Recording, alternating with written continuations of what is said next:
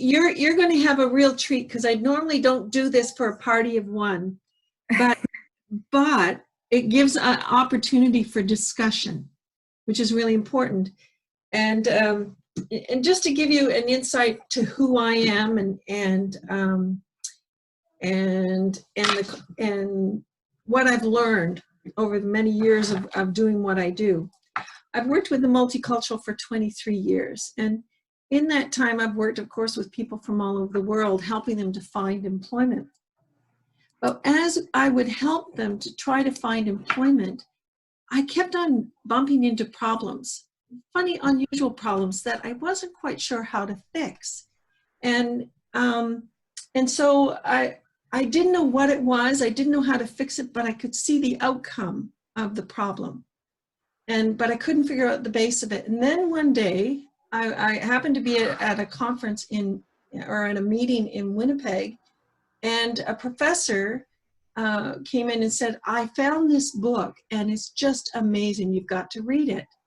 And I read it, and it was from a gentleman. His name is Lionel LaRoche, and we'll have an opportunity to see Lionel through this presentation. But when I read his book, I had so many ahas that I thought, oh, I have to share this with everyone. Now I understand what the problem is. I understand what's creating this problem for our clients. And once I understood it, I was able to fix these problems. So what happened was, around the same time, we also had put funding in to create a program called Cultural Competency Training. And so we've been teaching it for the last 15 years.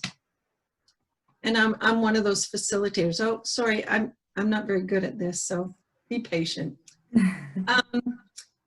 I like this particular slide, and it's like, whenever you cross a border, the game will be the same, but the rules will be different. And I often ask people, when you arrived in Canada, did anyone give you the rule book? So Nick, did anyone give you a rule book when you arrived about how this culture works? I didn't receive any materials. And Rafida, did you? No. Oh my gosh, and Iman? Yeah. And Doa? When I made my landing, they gave us like a guidebook. Oh. But did it explain to you how the culture worked? Did it give you? I think it was like simple tips and advices and stuff like. But it's a big book. Actually, I didn't read it all. Okay, yeah, that's usually the way it works. The truth is, because I have an online. It is online. It is also available online. Online. Yeah. Exactly. Well, there is no real rule book that they hand out about the culture. They'll give different tips about different things, but they don't give you the subtleties and the differences of what's going on culturally. And oftentimes the only way to learn it is from experience. It's by bumping into it and discovering that there's something different going on and you're not quite sure what's causing what's going on. And so the rules you learn by playing the game, which is sometimes a harder way to play the game. So what I'm going to do is I'm going to share some of the rules, and that's what the ahas for me was about. Was I discovered that I didn't understand the rules, or I've forgotten the rules, I think is the best way to say it, because it just happened as I was socialized. I didn't realize. There's a famous saying in North America, and it's when in Rome, do as the Romans do. And I don't know, not everyone has this particular saying, but the meaning behind it has to do with when you come into a new culture, you adapt to what's going on. That's really what this particular saying comes. But people forget who it was that actually said it. It was the Greeks. And the Greeks, around the time of Socrates, there was a group called the Sophists, and the word sophistication comes from this particular group. They were great orators, and our way of delivering the law, you know how lawyers argue their cases. This style of argument, it stems from the Greeks. And the Greeks were known for being able to go into different countries and very quickly gain political power. And the question was, how did you do it? And they said, when in Rome, do as the Romans do. And my experience has been with all the newcomers that I've met these many, many years, is that isn't that funny? My mind just went blank. Hold on, let me see if I can capture it back. I get really, really conscious of what I'm saying, and then I forget what, I lose my thought. Romans, no, I forgot what I was going to say. No, we'll move on. Oh, yes. The most successful newcomers that I've met over the years are the ones that have learned how to do the adaptation. And they've thrived. And those that have not thrived, that are still in the same place they were when they arrived, are the ones that are busy looking back at home and not looking forward where they're going. There's something called, everyone knows what IQ is, and then there's EQ, which is emotional intelligence, and then there's the CQ, which is the cultural part. And they've studied this now, and they've discovered that there's 4 important capacities that an individual has to learn in order to be able to be culturally competent or culturally intelligent, I think might be the best way to say it. And it says that we know that there are 4 capacities that need to be developed in order to relate and work effectively with people from different backgrounds. And it begins with drive. You have to have an interest. You have to be willing to be persistent on this one. You have to have confidence when you get in these cultural interactions. You have to believe that your curiosity, that you have a right to not only observe but ask questions. The second part is knowledge, and it's the understanding about cultures are similar and different. It is so important when you're working cross-culturally to let go of the judgment words, where where we judge them as not being as good or as smart or as capable or whatever judgment word we place upon it, and look at it more as an observer, where we look at it and we say, that's different. And different allows room for other possibilities. And my experience has been working cross-culturally has been that not everybody does things the same way, that there's many different ways of doing it.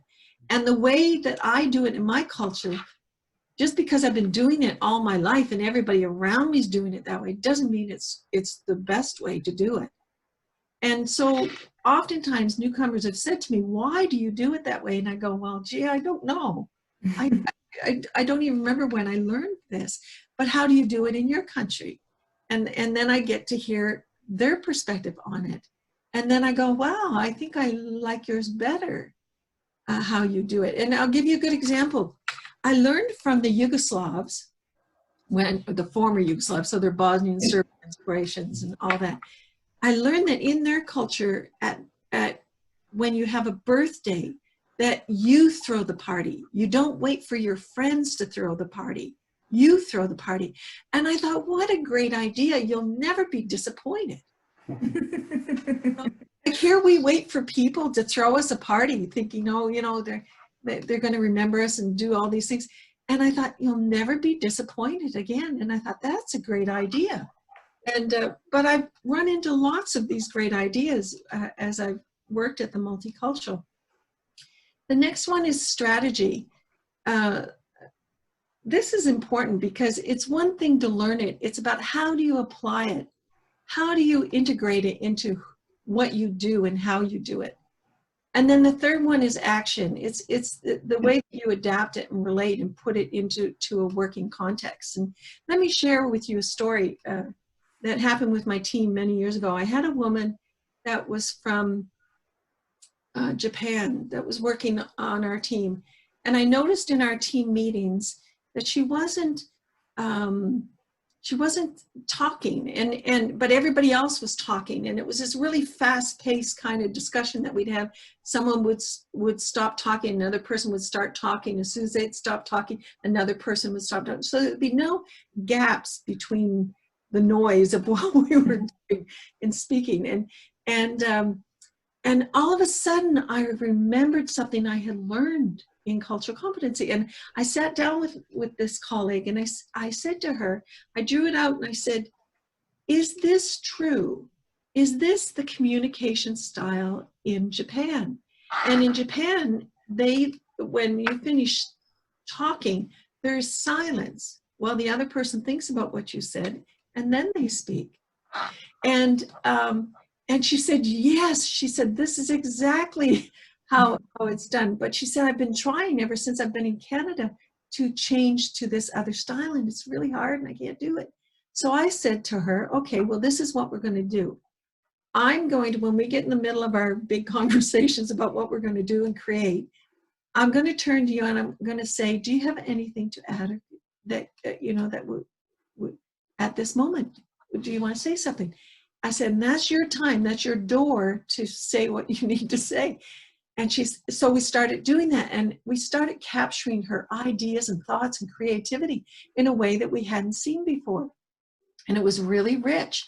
But I also said to her, I want you to not give up on trying to learn this style of communicating, because we're not going to change.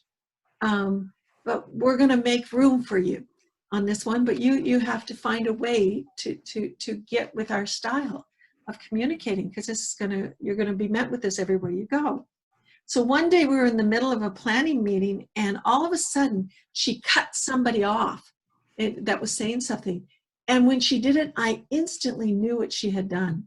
And I gave her thumbs up, saying, because I knew how hard that was, what she just did. And she had many opportunities to do it afterwards. So I think maybe in time she might wish we hadn't taught her that. She was back to Japan, family. But that was our way of adapting the information that we had learned to bring out the best in our team. You know, when people talk about culture, it's very easy for them to identify the things that are visual. And you know, if you know about the iceberg, only about 10% of the iceberg is actually above the water, and the remainder of the iceberg, the 90%, is underneath the water. And we can, the things that are on top are very easy to name. But the thing is that the meat or the drivers or that are influencing the things above are below the water line. And these are important things to understand, because once you understand this, it's almost like the roadmap, being able to adapt to whatever culture is in front of you. And one of the things, and when we do this training, it's like a full day training, and we cover all of these things, but we don't have time to be able to do that. And so I'm going to focus in on communication, because communication, my experience has been it's the most important thing. It's about listening to what is being spoken, and then if you don't understand, being curious enough to ask a question. And because my experience has been, when you work cross-culturally, you're not talking about the same thing. And especially with accents, my husband, I'll just tell this short story. My husband had a Ukrainian professor that was teaching him statistics. And he kept on saying, Esquire. And my husband was writing down Esquire. But he thought, this doesn't make any sense at all. Like all the math, like trying to do the math, and it just didn't make any sense. So finally, after I don't know how many weeks of this going on, my husband raised his hand in his class of probably about 60 people. And he said, what does Esquire mean?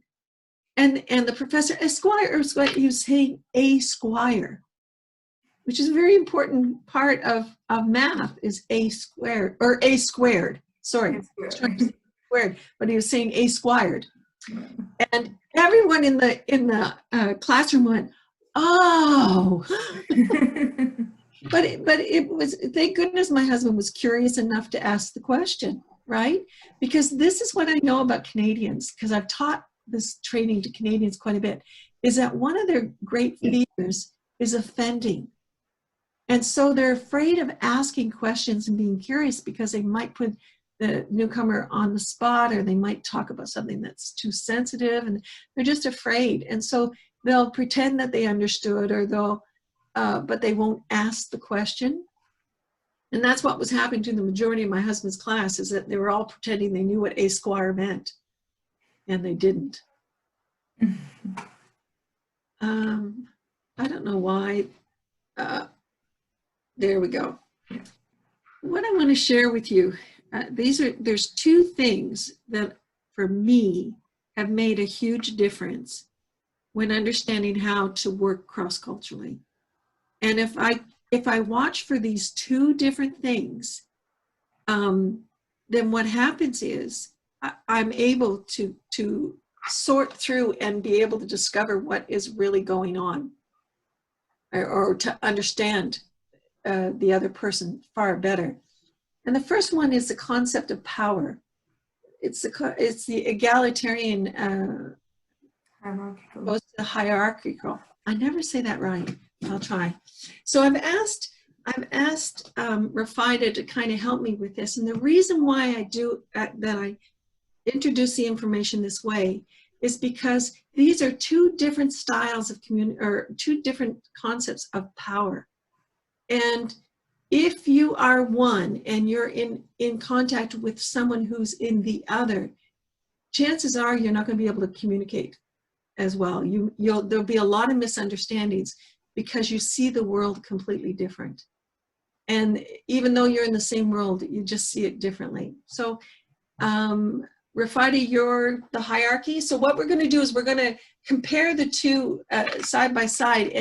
And I ask you to consider when these two are put together, what you think the conflict is going to be, or will it create conflict? So go ahead there. So a hierarchical worker tends to be obedient.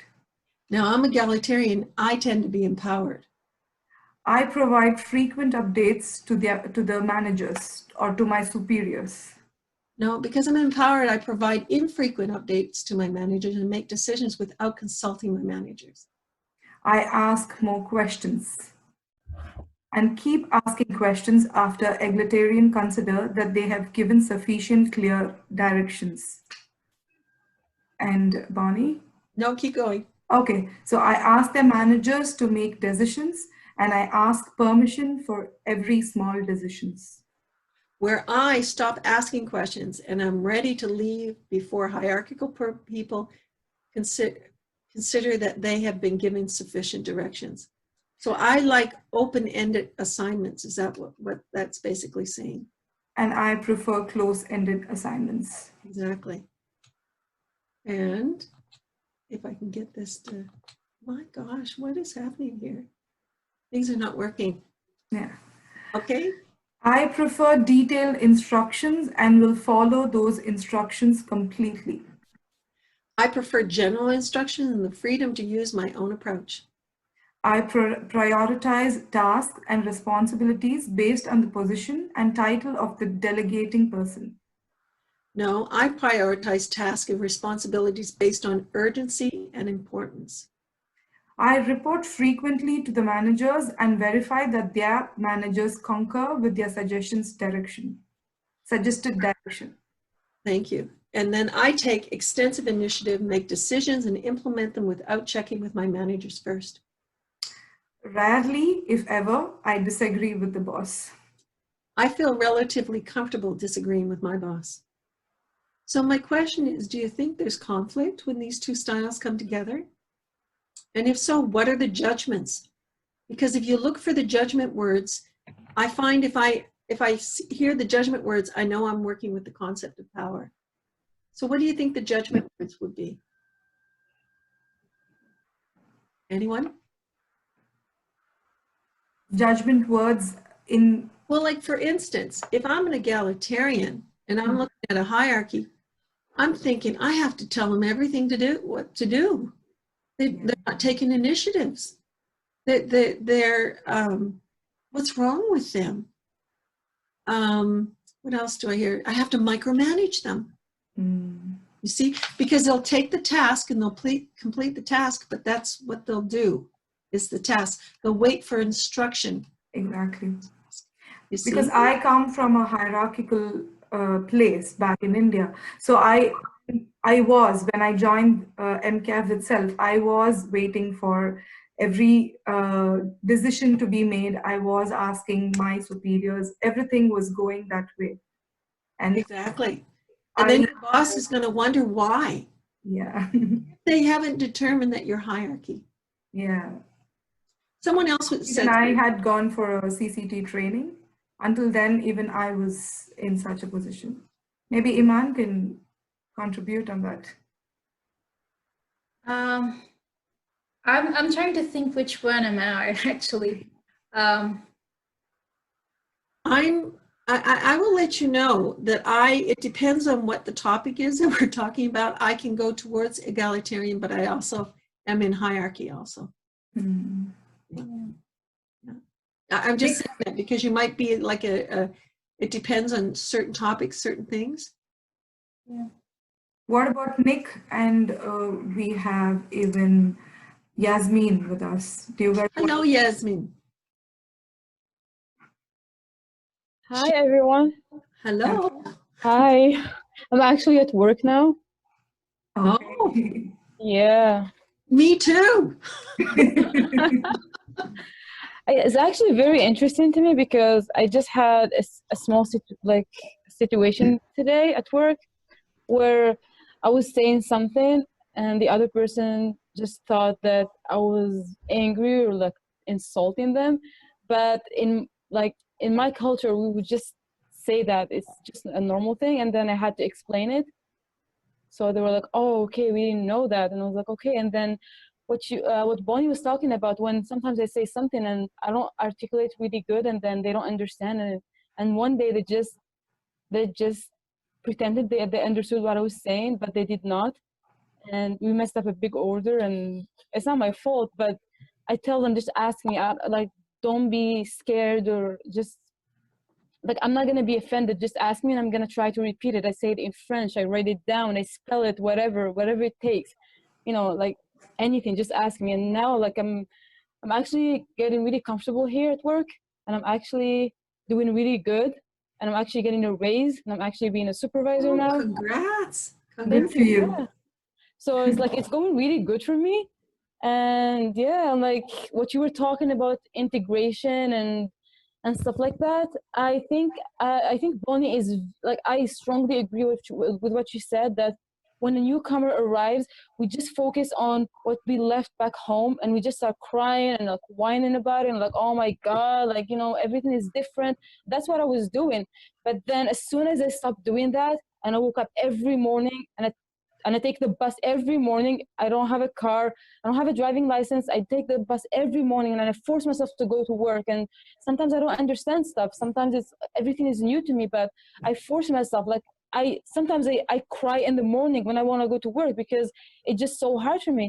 But now I'm actually so excited to go to work, and I'm doing amazing, and everybody knows me here. And they're like, now I have people under my supervision. Like, I am a supervisor now, so it's like people trust me to train other people, to tell them what to do, to give them orders and instructions.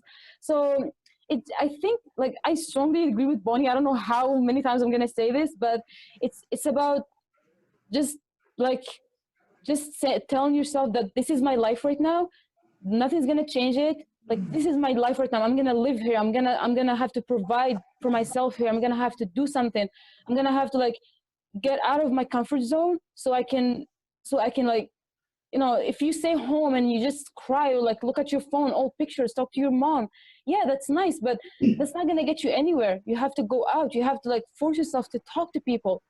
So I made a lot of, like, relations, and I know a lot of people, and I know a lot of, like, I have a big, like, I don't know, I know a lot of important people, and I'm starting my own business here. Like I told Rufeda, like, I'm a baker, and I work in a class 5 kitchen, and I'm a supervisor here, and we make hundreds of products, vegan products, and now I'm starting my own business as a vegan baker.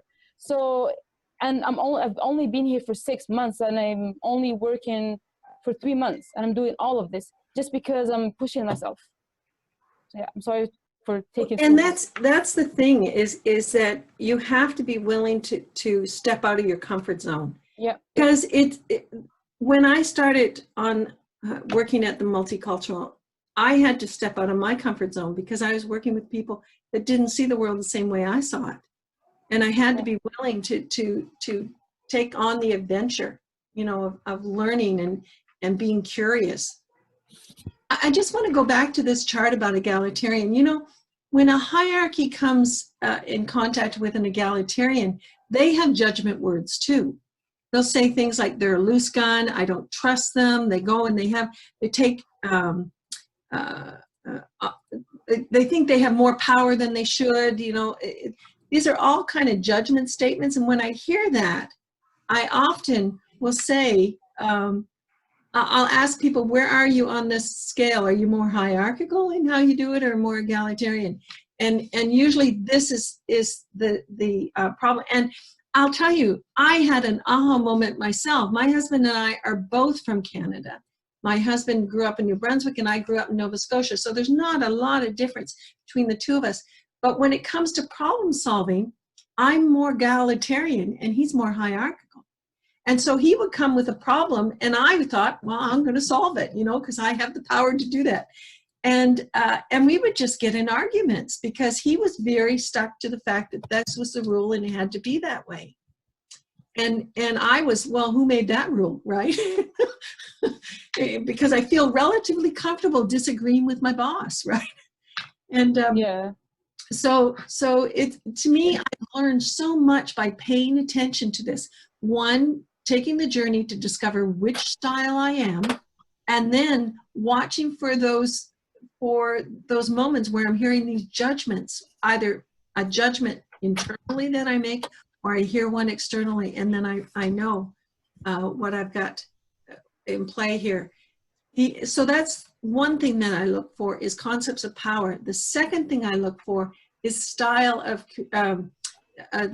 this communication style of being direct or indirect. And I think, is it Yasmin? Is that right, or Jasmine? It's Yasmin. Yasmin. You can say Jasmine, it's okay. Okay. Yasmin, I think this might be what you're talking about. These are two different styles and they're motivated differently. And my experience has been, I see a lot of this in many, this being a confusion for a lot of people. And it can create debates or frustration, or it can cause judgment, you know, where people are offended. And so what we'll do is we'll just like we did with the hierarchy and the egalitarian, we'll do the same. So for direct communication, I focus on task accomplishment. But my first focus is the relationship. Message is in a very few clear words. And the message is in the context of words, the usage, the vocal variety, the nonverbal cues, the relationship, and more words. I'm explicit, that is clear, obvious meaning. I'm implied, so you have to look for the hidden meaning. My communication tends to be impersonal. Oh no, mine is very personal because remember, my first focus is relationship. I'm to the point and open. Oh no, me, you have to read between the lines. There's subtle language going on. I deal with the conflict directly, head on. No, it's important about saving face and very important to go very indirect. And I go face to face with person to resolve any kind of conflict. No, I use a trusted third party to assist. So now my question is, which one are you? Do you lean towards one or the other? Yeah, so I'm sure Yasmin is direct. Yeah, she's direct. And the thing with her, Yasmin, is that and it's really good to pay attention to people's facial expressions and things like that, because it could give you the clue that what you said was a little bit too direct. It wasn't, they weren't used to hearing it that way. Okay, it doesn't mean that what you said was wrong. It just means that they're not used to hearing it that way. And so it has to be softened a little bit. You know, Koreans are very indirect in how they speak. And my colleague Sung-mi and I have had many conversations and laughter about the direct and the indirectness. And I'm trying to convert her to be direct, and she's trying to convert me to be indirect. So, but this is the thing, is that once I learned this, I started paying attention to my clients. And when I would see that someone was very indirect in their style of communicating, well, then what I would do is I would soften how I would say things. If I saw that they were direct in how they spoke, well, then I just said it as it was. I didn't sugarcoat anything. The problem is that when these two styles come together, they're not communicating oftentimes correctly or effectively, because they'll be distracted by the judgments. The direct person thinks that the indirect person's wishy-washy. I don't know if they mean yes or no. What's wrong with them? Why are they using all these words? I just want clarity. I just want clarity. And the indirect person is looking at the direct person saying, they're so rude. How could they say it that way? Don't they care about my feelings? Mm. Have you ever been in that position where you've had that happen? Where someone was the opposite style of you?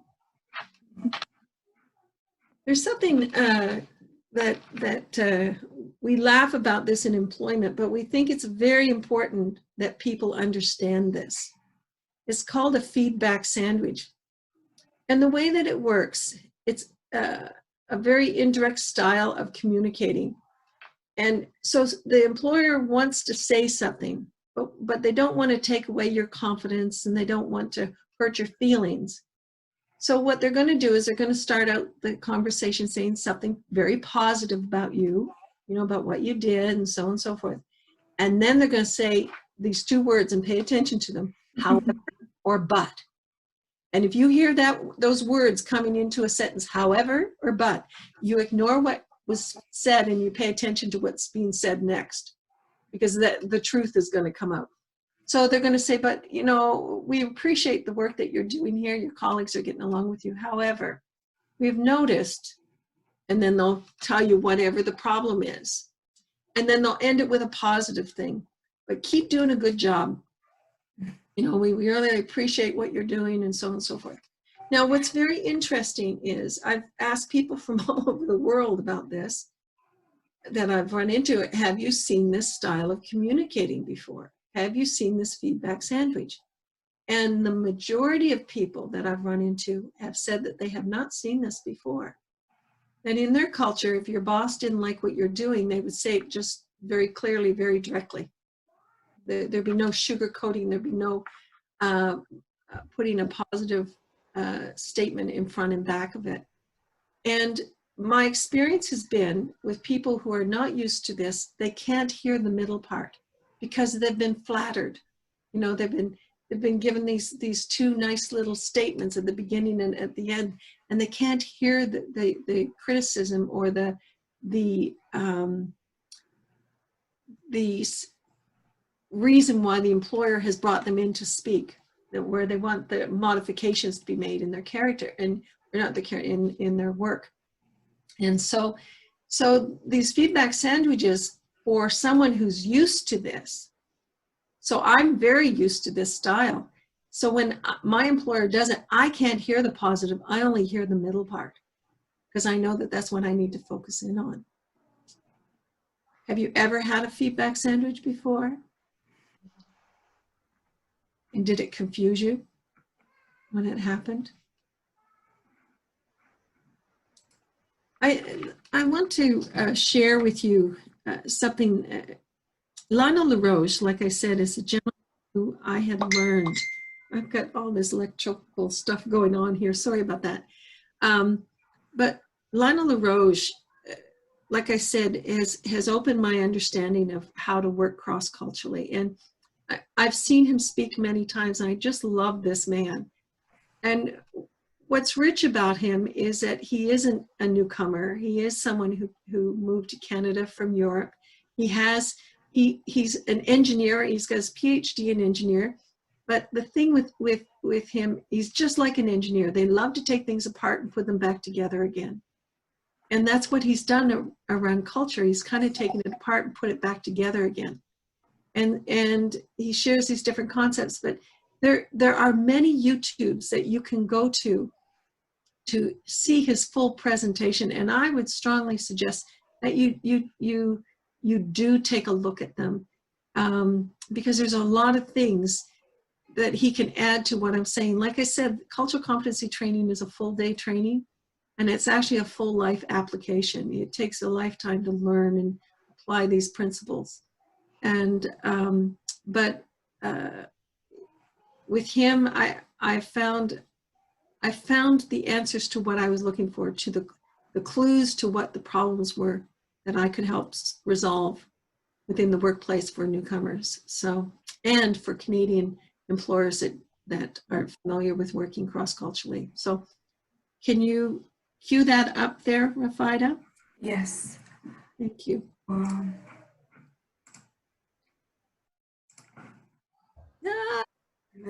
Sorry.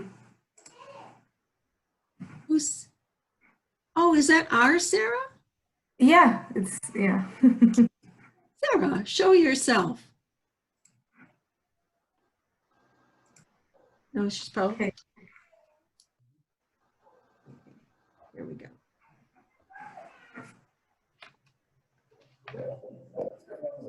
Can we hear him? No, Can you hear? You can't hear? no. Can't hear it. What's your volume like? Let me just see. Today, Nick, maybe you can tell me, why is the internet all crazy today? Do you know? Anything you did? Sorry, no idea. I don't know if everyone's doing Zoom right now, or everything's just really sluggish today. Are you still not able to hear? No. No, I believe Okay. it doesn't work with the Zoom, because I've tried before too, but It's never doesn't work. I Okay. think so. We've practiced it, but maybe it's Yeah. put more people on the Zoom is a problem. Okay, Mm. if we can go back to my screen. Okay. You can share the screen again, Bonnie. Okay. I think that's not it. Hold on. That's the wrong one. Let's take this. Okay. What Lionel is asking the question is, who should adapt to whom? We have two Sarahs now. We have multiple. Hi, Bonnie. This is Sarah. Sarah, Yeah. I miss you already. Yeah. You're Sarah. Just now I'm back. So the question is, who should adapt to whom? And Lionel has gone around the world and asked this question. He's gone all across Canada asking this question. And when immigrants come, you know that you're going to have to do some kind of adaptation, don't you? Yeah. Didn't you kind of come to so how much did you think the responsibility was for you and also for Canadians? Like, do you think that the adaptation is 100% your responsibility, or do you think that there's a certain percentage that Canadians also get to play with or be involved in this process?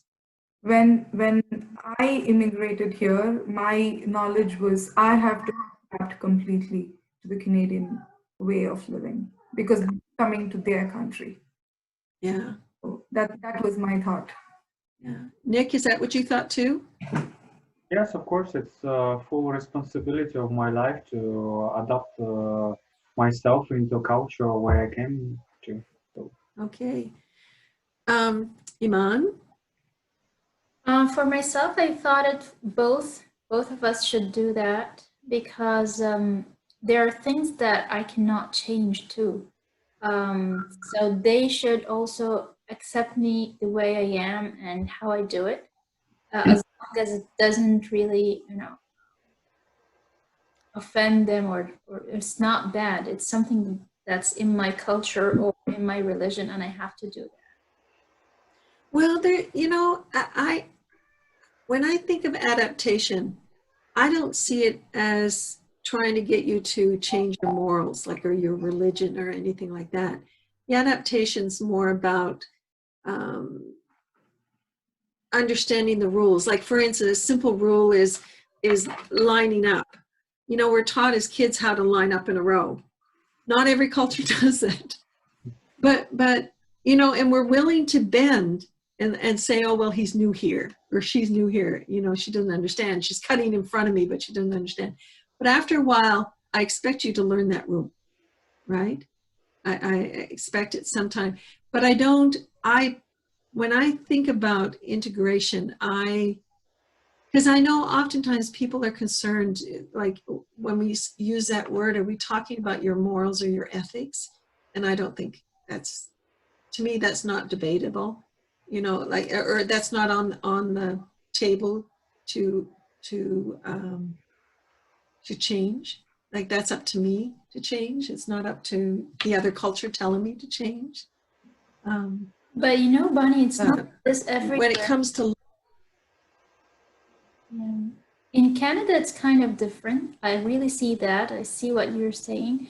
But I've been in different countries, and in some countries in Europe, I have not really seen that. Sometimes people expect you to change, to completely change, and to give them. But some things are really, they're not going to happen. So pushing a lot and trying to do that makes you start to feel that you're not in the right place where you should belong, because you do not belong between them. Yeah, and that's a good point. And actually, if we get to see Lionel, he talks about that. He said when he's gone to Europe, and he said his experience with Europe, the European countries, is that they expect you to do all the changing. Sure. They're not going to do any adaptation for you. Okay, but if you look at Canada, we've made all sorts of adaptations. We've allowed Sikhs to be able to wear their turban that are in the police force, for instance. Police force, they have to wear their caps. They're allowed to wear their turbans, and that went to the Supreme Court, and that was decided. But once it was decided that yes, they have a right, then they had a right to do it. And but there's certain things that anyway, I won't go down that line. It's a whole other conversation. But you're right. And I think with Canadians, when you talk to Canadians, it's usually this 80-20.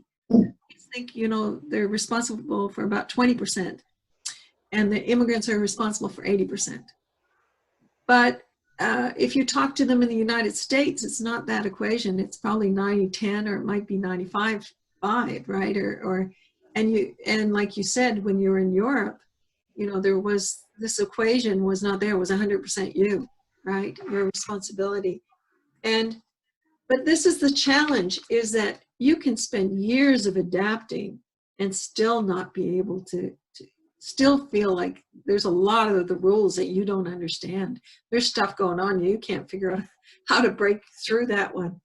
And so you feel like you've done it all, and Canadians feel like they've done their role, right? They have contributed all sorts of things to help newcomers to be able to integrate. Lionel LaRoche says, he did all those things. He's cheering for the football team or the baseball team or the hockey team. That's it, hockey team.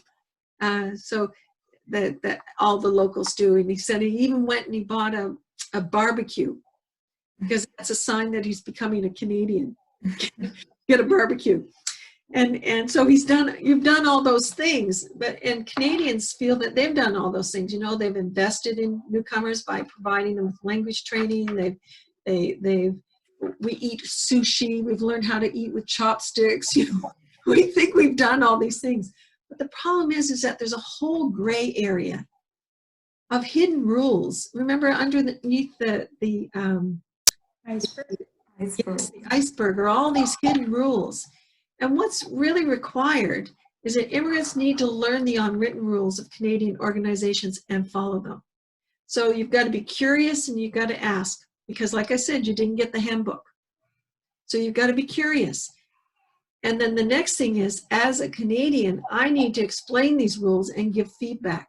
And this is what Yasmin was saying, it was highlighting, was it, and it cost them a lot of money, that they pretend that they understood what she said, and they didn't understand.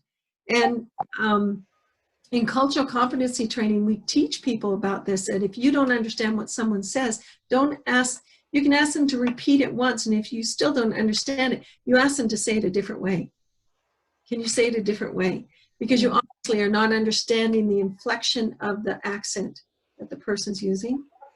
And so Canadians, we need to, that's our 20% that we need to invest in. And because without this particular input, it's going to be really challenging. Now, let me just share one thing. And I don't know if I've shared this with her, Fida, before, but there is this rule in some cultures that you have to ask 3 times before the person will accept what you're asking them. For instance, I may say, would you like something to eat? And you say, oh, no. Then I say, oh, no, it's okay. What would you like to eat? Would you like something to eat? I can make you this, I can make, oh, no. Well, listen, it's no problem. I've got the soup on the stove. I've got the, okay. You know, then you'll accept it right after asking the 3rd time.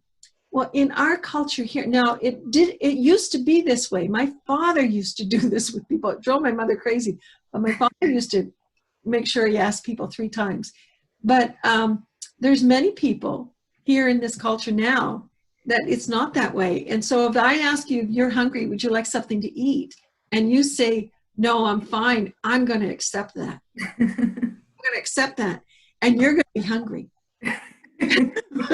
Because I'm not willing to play that game. And so it's really important when that happens to later check with someone to find out what really was in play here. Why did that happen? There's a funny story that,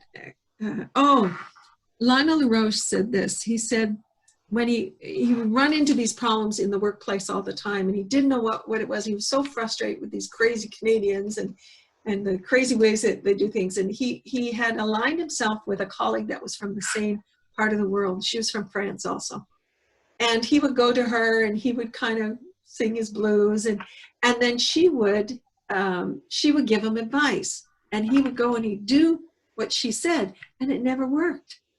And he realized that he needed to talk to a Canadian about this. It wasn't a newcomer, it was a Canadian.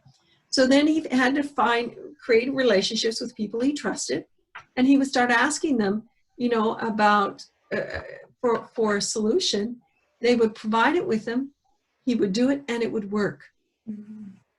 So, that's the thing is that we can get in some communities are larger than others, and we tend to gravitate to people who are like us, who think similar to us, right? It's what we have in common that usually starts the conversation. And so people will say, it's really hard to make Canadian friends. And that's true. In New Brunswick, it's hard to make friends in Fredericton, because people in Fredericton, if you dig a little bit deeper with them, you'll find out that all the kids that they grew up with live in the city here. And their parents live about 5 minutes from where they live. And their siblings probably within a 15-minute radius of where they live. And so their lives are complete, right? They're not looking for more new friends. But I find the people that newcomers tend to make a lot of friends with are people who have moved here also, but are Canadians, right? And those are the ones to look for. I'm not saying you can't make friends with the other ones, but I found with people that when people came as first friends, when we were working with on the Syrian project, and they wanted to volunteer, and it was amazing to me how many of them had these stories of traveling overseas or living someplace else in Canada. And it's really what kind of stirred them to be interested in newcomers. And so all I can say is all of us. I have immigrant friends now, lots of them, and they're often contacting me and asking my opinion on things. I should charge them, right? Should make money off that, but they're often asking me for that particular advice, and because it is a different perspective, you know, someone who's new here as opposed to someone who's from here, because there's a lot of little hidden rules. There was one that I used to tell about a hidden rule that was so important to know. No, I can't think of it now. If I think of it, I'll send it in an email. There are, I'm talking about Lionel LaRoche, but there are, when you go on YouTube, there's many really, really good presenters and that can talk about culture, and it's really a good learning curve to go on, because one, you learn about yourself, and then you learn about the other and how to be more effective. And that's my whole goal, is to be more effective. You know, if I have to explain it 20 times because I didn't explain it correctly, that's tiring. If I explain it once and do it in a way that others can understand it, that's more worth it to me. I discovered that Lionel on Saturday, they're having, was it succeeding, especially in Canada? Yeah, that's the page in YouTube. On YouTube. And so we put it on our Facebook page, right? Yes, it so is. The links are there. And I would encourage you to tune into it. I think this Gabriella, I don't know her, but I got a feeling that she's really good. And Lionel, I highly recommend. He's funny, and he's like I said, he's a true engineer. He took it apart, put it back together. You know, his knowledge has changed me considerably. And like I said, it hasn't just affected my work, it's affected my work or my friendships outside of multicultural too. You know, so saying that, do you have any questions? That was great. Thank you so much, Bonnie. Oh, you're welcome. Really. You're welcome. Nick, do you want to say something? Do you want to ask Bonnie anything? You could do so. Will you give me an opportunity to save this presentation, please? Yes. Yeah, we can forward this through to you. Is that what you're saying? You want to be forwarded? Yeah, we can do that for you. Yeah.